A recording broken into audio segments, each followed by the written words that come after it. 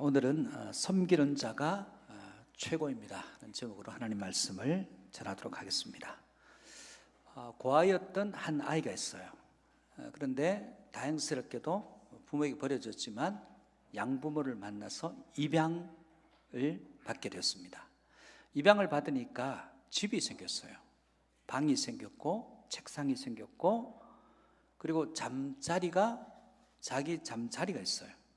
때가 되면 먹을 것을 양부모가 그렇게 친절하고 그렇지는 않지만 그래도 틈틈이 챙겨주고 그럽니다. 너무너무 감사한 거예요. 집이 있죠, 잘 곳이 있죠, 먹여주죠, 그리고 입혀주죠, 그리고 보호해주죠, 학교도 보내주죠. 너무 감사한 거예요. 5년쯤 지났는데 이 양부모에게 친아이가 생겼어요. 그때부터 이 아이의 상황과 환경이 바뀌어요. 옛날보다는 더 관심이 없습니다. 그리고 이 아이에게 화를 내기도 하고, 그리고 좀 지나니까 집안의 모든 허드렛 일을 이 아이에게 시키기 시작해요. 그리고는 어느 날 이제 파양하겠다는 거예요. 나는 내 아이 키울 테니까 너는 네 갈 길로 가라. 사정했어요. 제발 나를 버리지 말라고. 그랬더니 그때부터는 때리기 시작해요. 맞다가 도저히 맞을 수가 없어서 집을 뛰쳐나왔습니다. 갈 곳이 없어졌어요, 같이. 그리고는 이일절 신문을 돌리는 일부터 시작해가지고 안 해본 일이 없어요. 다 합니다. 그러다가 오늘 건설 인부로서 하다 보니까 건설회사 사장의 눈에 그 성실함이 마음에 들었나 봐요. 그를 도와줍니다. 그리고는 나중에 자기 사업을 이 아이에게 물려줘요. 거기서 끝난 게 아니라 이 아이가 건설회사를 하나 세웁니다. 세워서 그 건설회가 건실하게 세워지고 어마어마한 돈을 벌게 돼요. 이 아이에게는 이제 성인이 되었고 돈도 있고 집도 있고 차도 있습니다. 근데 이 아이가 제일 먼저 한 일이 뭐냐 하면 자기를 때리고 학대했던, 버리려고 했던 어렵게 사는 양부모를 자기 집으로 모셔와요. 그리고 정성을 다해서 섬겨요. 친구들이 너무너무 답답한 거예요. 야, 그 사람들이 누군 줄 아느냐? 너 그렇게 학대했던 그 못된 분들인데 어떻게 너 그러냐? 너 다 잊었냐? 그래, 나 다 잊었다. 나는 기억하는 거 하나밖에 없다. 저 사람들이 나에게 잘 수 있는 집을 줬고, 공부할 수 있는 책상을 줬고, 그리고 옷을 줬고, 입을 것을 줬고, 그리고 가족이라는 것이 무엇인지를 깨닫게 줬다. 저분들이 없었으면 난 지금 살아있을지 없을지 모른다. 나는 감사한 것뿐이다. 그렇게 고백했다는 거예요. 여러분, 이 아이가 성공했잖아요. 이 양부모는 이제 자기보다는 아래로 보일까 하면 우월감을 가지고 봤으면 나를 버리더니 한번 보시오 하면서 자기를 나타내면서 우월감을 가지고 아래로 내려봤다면 이런 일은 없었을 거예요. 그 양부모는 그 아이의 마음을 깨닫고 자기의 과거의 죄들을 다 뉘우치고 정말 친아들처럼 최선을 다해서 가족이 되어갑니다. 만약 이 아이가 그 양부모가 자기를 버린 것 때문에, 때린 것 때문에, 학대한 것 때문에 열등감을 가졌다면 나는 버려지는 존재인가 보다. 나는 부모도 버렸는데 양부모도 나를 버리는, 그래, 나는 버림받는 존재인가 보다. 나는 안 되는 존재인가 보다. 열등감을 가졌다면 오늘의 그는 없는 거예요. 열등감과 우열감은 같은 마음에서 파생된 감정이에요.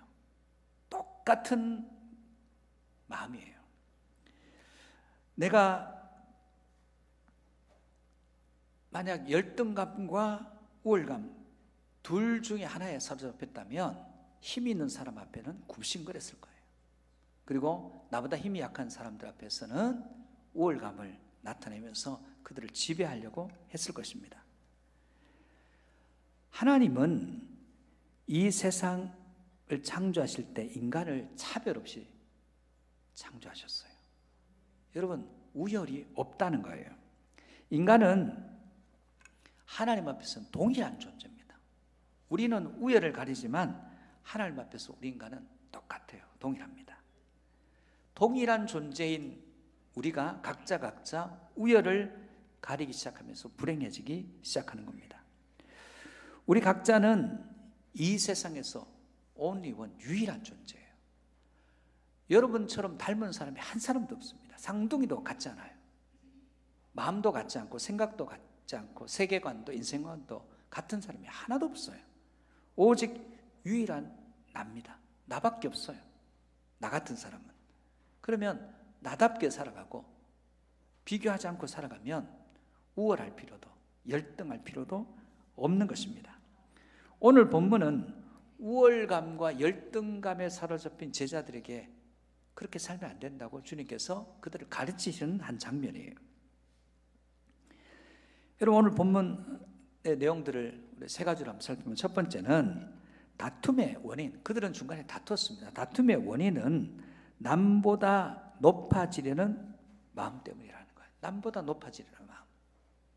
여러분, 우리 한국 사람들이 모여서 교제를 할 때는 첫 번째 나이부터 물었습니다. 이름 묻고 나이 묻고 학교 묻고 그 다음에 어디 출신인지 묻고 그리고 어느 곳에 가면 기수를 묻습니다. 군대도 기수를 묻고.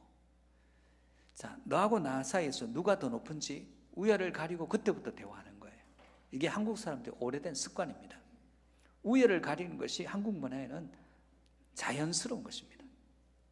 그러나 우열을 가리기 시작하면 행복해지지 않습니다. 여러분, 재벌들이 모였어요. 그 재벌들이 모여서 우열을 가립니다. 10대 그룹, 12대 그룹은 불행합니다. 5대 그룹이 모이면 10대 그룹에 들어도 6대 그룹부터는 거기 못 들어서 불행해지는 거예요. 그분들이 뭐 돈에 대해서 뭐 제한이 있겠습니까?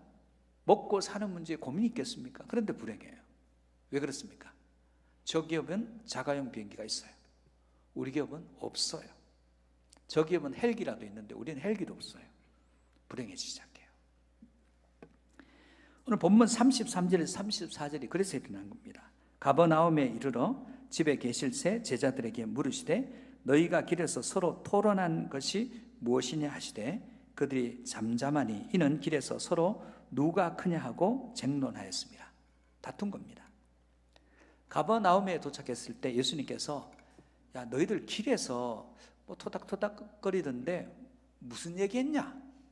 몰라서 물으시는 게 아닙니다. 다 아시면서 물으시는 거예요.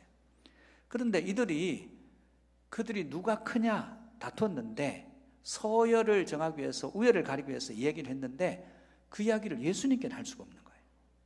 왜냐하면 그들도 그렇게 하면서 이게 잘못됐다는 것을 알고 있어요. 여러분, 우리가 때로 뭘 몰라서 그를 행하는 게 아닙니다. 뻔히 알아요. 그런데 뻔히 그것이 잘못인 줄 알면서 행하고 있다는 것입니다. 안 되는 줄 알면서도 그렇게 하는 것이 죄예요. 몰라서 그렇게 하는 게 아니라 알면서도, 뻔히 알면서도 서로 우열을 가려요. 우리가 지금 교회 공동체 안에서도 서로 누가 더 나은지 우열을 가리려고 하는 마음이 있어요. 그런데 왜 이들이 토론합니까? 토론하면서 자기들이 낫다는 근거, 논쟁하면서 다투면서 내가 너보다 나은 이유들을 근거를 댔을 거예요. 첫 번째가 뭡니까? 내가 너보다 먼저 제자가 됐어. 내가 먼저야. 내가 첫 번째로 된 거야. 내가 첫 번째로 부름받았어. 또 이런 것도 있을 것입니다. 내가 너보다 나이가 더 많잖아. 나이도 어린 것이. 뭐 이렇게 되는 거예요. 또 내가 너보다 사회적 지위가 높잖아.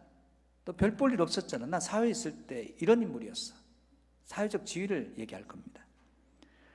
또 이런 과거 이야기도 합니다. 내가 말이야 너보다는 예수님의 사랑을 더 받았지. 예수님이 나 더 사랑해. 너보다는 나를 더 사랑한다. 이런 얘기를 했을 거예요. 만약 주님이 그들이 얘기한 그곳에 계시다고 하면 이 얘기 못합니다.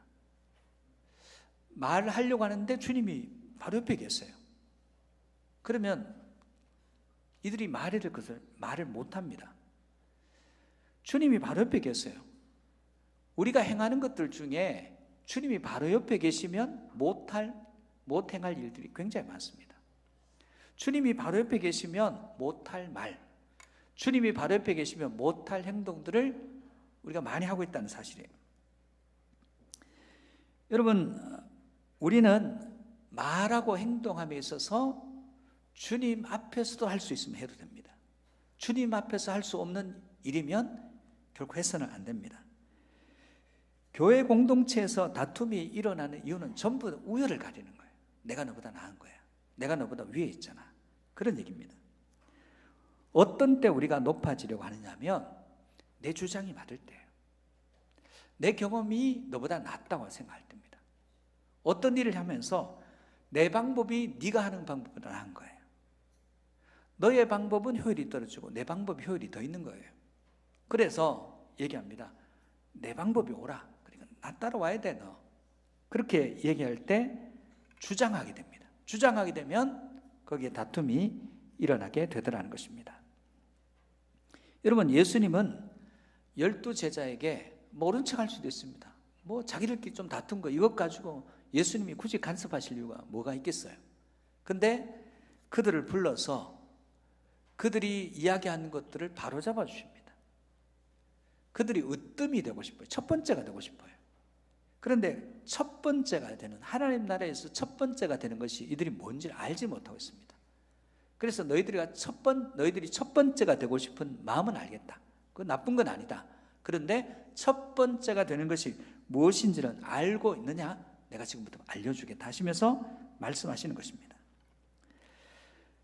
예수 그리스도께서는 으뜸이 되고자 하는 자는 말재에 된다고 얘기합니다. 으뜸이 되고자 하는 자는 반드시 섬기는 자로 드러나야 된다고 그렇게 말씀하시는 거예요. 예수님은 제자들에게 너희들이 우열을 가려서 위에 서고자 하는데 위에 서는 게 뭔 줄 아느냐 하면서 그들에게 알려주시는 거예요. 여러분, 우리는 힘을 얻고 싶어 합니다. 여기 예배드리는 우리 모두는 힘을 얻고 싶어요. 그래서 힘이 있는 사람 앞에 굽신거리게 되어 있습니다. 내가 힘을 얻을 때까지는 그 사람 앞에 굽신거리면서 힘을 얻었을 때는 군림하려고 합니다. 모든 사람들이 굽신거리지 않아도 되는 사람은 이 세상에 단 한 사람도 없습니다.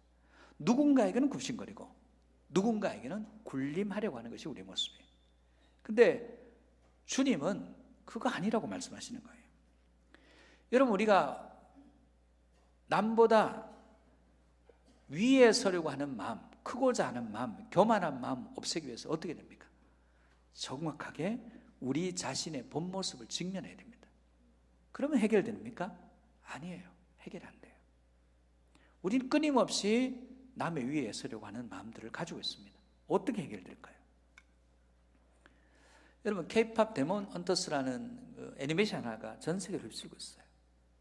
그 중에 그 메인 주제곡을 작곡했던 사람이 이희재라는 재미교포, 한국 사람에서 미국에 사는 재미교포예요. 근데 이 친구가 11살에 노래를 너무 잘해서 삼촌이 얘는 가수해야 되겠다. 근데 그 집안이 영화 감독 신용균, 할아버지가 신용균 감독이면서 배우입니다. 이분이 기독교 명문 가문의 장로님이신데 한국 사회에 아주 큰일 하셨죠. 500억을, 재산 500억을 기부하신 분이에요. 근데 11살에 들어갔는데 10년 넘게 연습 생활 정말 피와 땀을 흘리면서 했는데 데뷔를 못했어요. 그리고 계약이 이제 종료되는데 자기는 유일하게 그 꿈을 위해서 끝까지 달려갔는데 계약이 해지되니까 갑자기 방황하게 되더라는 거예요. 길을 잃은 거예요. 그런데 어떤 사람의 도움을 통해서 이제 작곡과 프로듀싱을 배우기 시작하고 결국은 이 영화에 참여해서 데뷔도 안 했는데 미국 빌보드 차트에 1위에 오르는, 데뷔도 안 한 가수가 1위에 오르는, 가수도 아니었는데 그런 엄청난 일이 일어났죠. 그 영향이 지금 한국에 어마어마한 관광객들이 몰려오고 있어요. 근데 그가 인터뷰 중에 울면서 이런 고백을 했어요. 자기는 길을 잃었고 방하고 이제 끝이구나 생각했는데 이번 일을 통해서 성공하고 난 뒤에 자기에게 이렇게 얘기했다는 거예요. 너 잘했다. 너 훌륭하다. 자기에게 그렇게 고백했다는 거예요. 그러면서 이렇게 덧붙입니다. 왜 세상 사람들은 사람들에게서 훌륭하다, 잘했다 칭찬하지 않냐는 거예요. 이게 많아졌으면 좋겠다는 거예요. 우월감이 왜 생깁니까? 칭찬받고 싶은 거예요. 아무도 칭찬하지 않습니다. 교회 공동체에서 우울감 왜 생깁니까? 열등감 왜 생깁니까? 칭찬받지 못했어요. 여러분, 우리는 누구를 만나든지 칭찬하고 격려하는 사람이 돼야 됩니다. 옆 사람이 얘기해 보십시다. 당신 잘했습니다. 훌륭합니다. 한번 얘기해 보세요. 당신 잘했습니다.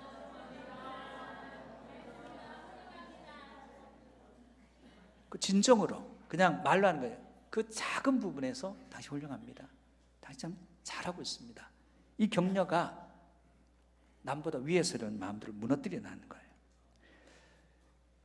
두 번째는 다툼의 이유는 비교의식 때문에 일어난다는 거예요. 비교의식, 비교하는 거예요. 고유한 내가 비교할 게 없는데 자꾸 비교한다는 거예요. 여러분, 남미에 칠레와 아르헨티나가 있습니다.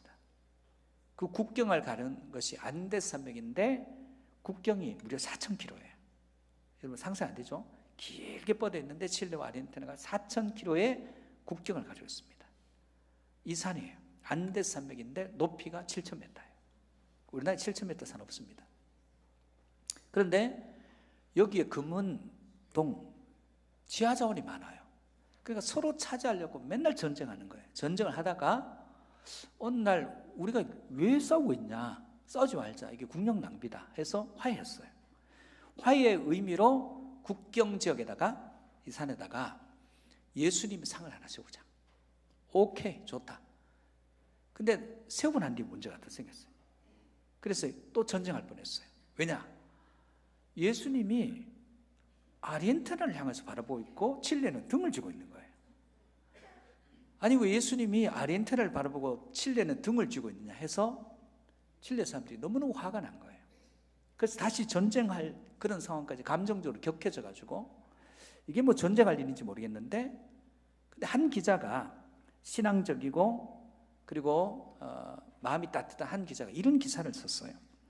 예수님이 아르헨티나 쪽을 바라보고 있는 이유는 아르헨티나 사람들이 칠레 사람보다 훨씬 도움이 많이 필요하기 때문에 그쪽을 바라보고 있다. 해석하자면 아르헨티나 사람들이 더 문제가 많아서 하나님의 도움의 손길이 훨씬 더 필요하다. 그래서 우리에게는 등지고 있고 저쪽은 바라보고 있는 것이다. 이 기사 하나 때문에 마음이 갑자기 풀어져요. 국민들의 마음이. 맞아. 아르헨티나가 더 예수님의 도움이 필요해. 우리가 더 나아. 이 마음속에 뭐가 있어요? 칠레 사람들의 열등감이 있는 거예요. 열등감이 아주 사소한 일 그것 가지고 이런 일들, 전쟁할 뻔한 일이 일어나게 되는 것입니다. 열등감이 뭐예요? 자신을 별 볼 일 없는 존재로 생각하는 거예요. 무지하게 생각합니다. 가능성이 없는 존재로 생각합니다. 나는 늘 그렇다 생각합니다. 그러니까 점점점 깊은 골로 빠지게 됩니다. 그러니까 이 열등감을 자극하는, 열등감의 특징은 뭐냐면 사람들에게 자기 이야기를 안 합니다. 숨기려 하고 만나지도 않고 교제하지도 않습니다. 꼭꼭 사매입니다. 열등의식을 가지고 있으니까. 오늘 본문 35절을 보겠습니다. 예수께서 앉으사 12제자를 불러서 이르시되 누구든지 첫째가 되고자 하면 무사람의 끝이 되며 무사람을 섬기는 자가 되어야 하리라 하시고, 자, 첫째가 대하는 마음의 반대가 열등감이에요. 그 안 돼서는 그 슬픈 마음이에요. 그런데 섬기라고 하는 거예요. 그래서 열등감은 이 열등감을 극복하려면 노력한다고 되는 문제가 아닙니다. 이 열등감도 똑같아요. 하나님께서부터 주시는, 위로부터 주시는 격려를 받아야 돼요. 격려가 필요합니다. 위로부터 격려받은 사람이 또 칭찬하고 격려하는 사람이 됩니다. 미국의 코넬 대학교라는 대학에서 심리학과에서 이런 연구를 했습니다. 금메달, 은메달, 동메달, 올림픽 금메달, 은메달, 동메달 리스트에 만족감을 조사했더니 금메달이 10이라고 하면 은메달 리스트는 4.8이에요. 만족도가. 동메달 리스트는 7.1입니다. 왜 이렇게 됐을까? 연구를 해보니까 은메달 리스트는 내가 금메달인데 왜 내가 은메달이야? 불만이에요. 내가 저거 최고의 자리에 서야 되는데 나는 왜 은메달을 썼지? 동메달인 선수는 어이구, 하마터면 내가 메달도 없이 교육할 뻔했네. 어우 감사하다. 동메달 이게 웬 은행가 하면서 감사하게 되더라는 거예요. 자, 바라본 게 차이예요. 금메달을 바라보는 사람들은 불만이에요.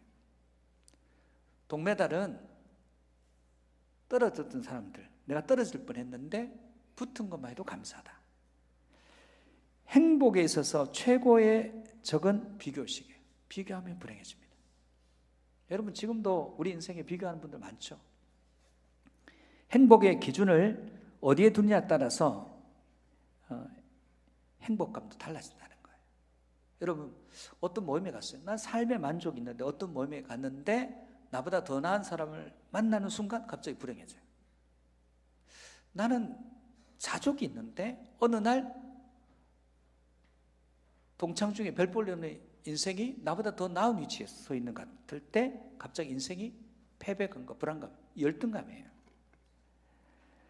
사람들은 남의 아래에 차기 싫어합니다. 다 남의 위에 차고 싶어 합니다.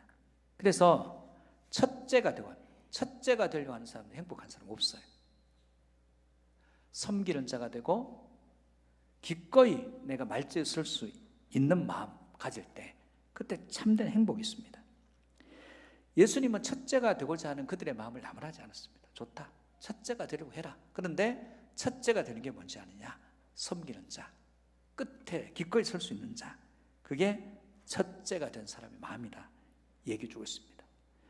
위대함을 꿈꾸는 자는 모두 섬기는 자가 되어야 된다고 주님 얘기하시는 거예요. 여러분 모든 인생의 정상, 산만 올라가 봐도 알게 되잖아요. 산 정상에 쭉쭉 뻗어 있는 나무는 없어요. 낮은 산에 그런 것이 있을지 모르지만 높은 산에는 없습니다.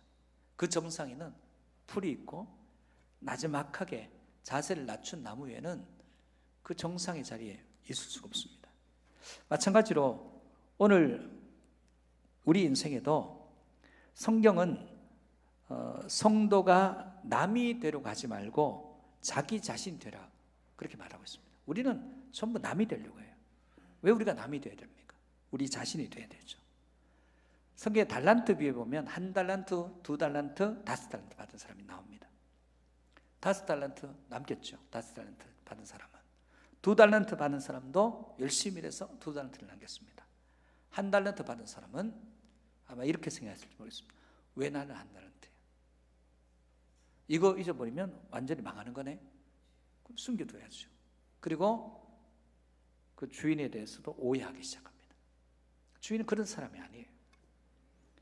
여러분 우리 인생에서 하나님이 우리에게 충분한 은혜를 주셨습니다.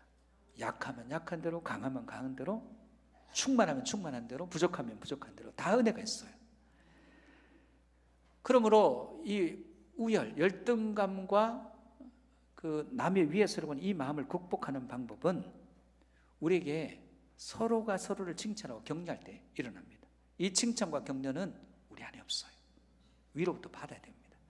하나님 앞에 구하고 그분의 위로와 칭찬을 받는 사람은 칭찬하고 위로하고 격려하는 사람이 됩니다. 여러분 하나님께로부터 이 위로, 말씀을 통해서 이 위로, 예배를 통해서 이 위로, 기도를 통해서 이 위로와 하나님의 칭찬을 받음으로 우월하려고 하는 마음, 열등한 그 감정들을 극복하고 일어서는 거룩한 주의 백성 되시기를 주의 이름으로 축복합니다. 세 번째, 내가 먼저 섬기기 시작하면 다툼은 끝이 나요. 한 수도원이 맨날 싸워요. 그래서 수도원장으로 감독이 노수도사 한 명을 보냅니다. 수도원장으로. 그 수도문을 노수도가 수도원장으로 부임해서 문을 두드렸더니 젊은 수사들이 나와서 아이고 늙은 수도사가 왔네 하면서 식당으로 보냅니다. 왜냐하면 처음 온 수도사들은 제일 끝에 허드렛 일, 제일 힘든 일을 하거든. 그게 식당에서 접시 닦는 일입니다. 구박이 말도 못해. 근데 이 수도원장으로 온 사람이 자기 수도원장이라고 얘기하지 않고 거기 가서 묵묵히 접시를 닦습니다. 갖은 구박을 다 이겨내요. 석 달쯤 지났을 때 감독이 수도원장이 잘하고 있나 순시착 수도원을 방문했는데 감독이 왔으니까 난리 났죠. 그 감독 앞에서 수사들이 벌벌벌 떱니다. 굽신굽신하고 묻습니다. 수도원장 어딨냐고. 수도원장 아직 안 왔다고. 내가 석 달 전에 보냈는데 말이 되냐. 석 달 전에 온 사람은 그 늙은 수사밖에 없어요. 근데 깜짝 놀라서 그 식당에 가서 그 수도원장, 늙은 수사 앞에서 무릎을 꿇고 잘못했다고 빌었습니다. 여러분 주장하지 않았죠. 그냥 자기 일을 했어요. 그러니까 그 수도원의 모든 것이 재정비되었습니다. 오늘 본문 36절에 보면 예수님께서 어린아이 하나를 데려다가 그들 가운데 세우시고 안으시며 제자들에게 말씀하셔요. 37절 누구든지 내 이름으로 이런 어린아이 하나를 영접하면 곧 나를 영접하며 누구든지 나를 영접하면 나를 영접함이 아니요 나를 보내신 이를 영접함이니라. 예수님께서 어린아이 하나를 그 가운데 세우시고 어린아이를 영접하고 섬기라고 얘기하는 거예요. 근데 당시 관점에서 어린아이는 논퍼슨입니다. 인격이 아니에요. 사람도 아니에요. 사람 숫자에도 포함되지 않은 어린아이를 안으시고 섬기라는 거예요. 그게 가능하지가 않습니다. 왜 이렇게 하시는 거예요? 이 어린아이는 여러분 보통 섬기는다는 것은 내게 도움이 되는 사람 섬기는 거예요. 내 필요를 채워줄 사람. 근데 이 아이는 내게 도움도 안 되고 오히려 도움을 줘야 되고 나의 필요를 채워주기 아니라 내가 그의 필요를 채워줘야 하는 대상이에요. 그렇다면 왜 예수님이 그 어린아이 하나를 세우시고 이 아이 같은 연약한 자를 섬기라 하셨을까요? 성도가 반드시 어린아이를 섬겨야 하는 두 가지 이유가 있어요. 첫 번째는 도움이 되지 않는 어린아이를 섬기는 자가 참된 봉사를 할 수 있기 때문에 그렇습니다. 여러분 사람들이 참된 선교를 모르면 두 가지 문제점이 생겨요. 하나는 인간을 목적이 아니라 수단으로 여깁니다. 예수 그리스도께서 우리를 수단으로 여기셨다면 목적이 아니라 수단으로 여기셨다면 그분이 이 땅에 오셔서 우리 죄를 대속하시고 십자가를 지신 일은 없어요. 그분은 우리 연약한 인간, 죄 지는 인간을 그분의 모든 삶의 목적이에요. 이 인간을 구원하고 이 인간에게 생명을 주고 이 인간을 죄에서 건지는 것이 그분의 삶 목적이에요. 그래서 이 땅에 오셔서 인간을 목적으로 보시기에 하나님이 인간이 되시고 인간을 대신해서 죽으시는 거예요. 만약 이 어린아이를 섬기지 못하면 참다운 봉사를 배울 수가 없게 되더라는 거예요. 사람을 수단으로 대하는 것은 모든 악의 시작이에요. 여러분이 공동체가 사람을 목적이 아니라 수단으로 대할 때 악이 시작되는 거예요. 이기주의는 모든 악의 꽃입니다. 여러분 보십시오. 한 곳에 이기주의가 생기니까 이쪽은 배부르고 저쪽은 굶어 죽어요. 남녀가 차별이 생겨요. 계층의 세대에 이 세상에 생기는 모든 인종차별부터 시작해서 모든 차별 원인은 이기주의입니다. 여러분 섬기지 못할 때 우리는 이기주의적인 마음으로 살아갈 수밖에 없습니다. 두 번째, 도움이 되지 않는 어린아이를 섬기는 자가 진정으로 하나님을 사랑하게 되어 있어요. 나에게 도움이 안 되는 어린아이를 그를 진정으로 섬긴다면 그게 하나님이 섬기는 거예요. 섬기는 자는 반드시 하나님이 주시는 능력으로 섬겨야 됩니다. 우리 능력으로 섬기는 게 아니에요. 그래서 여러분 위로부터 능력을 덧입어야 섬기는 자가 됩니다. 여러분 사랑 우리에게 없어요. 섬김도 우리에게 없습니다. 모든 좋은 것은 위로부터 와야 됩니다. 왜 우리가 우열을 가리고 열등감에 사로잡혀 살고 끝에 서면 못 견디고 남 위에 서려야 하고 우열을 가리고 하고 그것 때문에 인생이 피곤해지고 슬퍼질까요? 받은 게 없어서 그래요. 하나님은 우리에게 주시려고 하시는 분입니다. 하나님께 구하면 여러분이 진짜 받아야 될 위로는 사람의 위로 아닙니다. 위로부터 오는 말씀으로부터 위로, 하나님부터 위로, 하나님부터 오는 평강, 그것을 돌입어야 우리가 진정 사람을 섬기는 자가 될 수 있습니다. 우리가 섬길 때 우열 없습니다. 높아질 마음 없습니다. 낮아져서 슬픈 마음도 사라집니다. 그때 우리는 누군가에게, 누구를 만나든지 그 사람의 장점을 발견해 주고, 잘하고 있습니다, 당신 훌륭합니다, 얘기해 줄 수 있고, 얘기하고 그 얘기를 듣는 복된 공동체가 되는 것입니다. 여러분, 우리 공동체가 우열이 없고 또한 열등감도 없고 모두가 섬기는 자가 되고, 누구를 만나든지 그 사람에게 참 훌륭합니다, 참 잘하고 계십니다, 이야기 모든 사람이 듣고 싶어요. 그 이야기를 여러분의 입으로 그에게 해줄 수 있는 복된 인생이 되시기를 주의 이름으로 축복합니다.